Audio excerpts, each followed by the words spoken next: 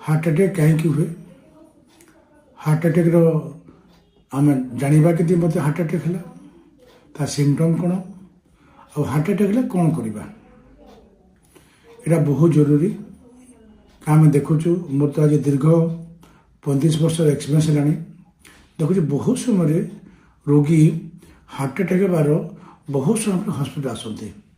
जहाँकि मृत्युवरण करवा एवं कम्प्लिकेशन मुख्य कारण से हार्ट अटैक कौन कहीं हुए आ कौन जानवे के एवं कौन करवा यह जानवा समस्त बहुत जरूरी तो मैं आज कहूँ आपन को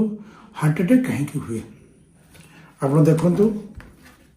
यहाँ हार्ट आर्टरी कहते आप देखुवे हार्ट दुईटा मुख्य आर्टरी थाए गोटे राइट साइड गोटे लेफ्ट साइड दुईटा थाए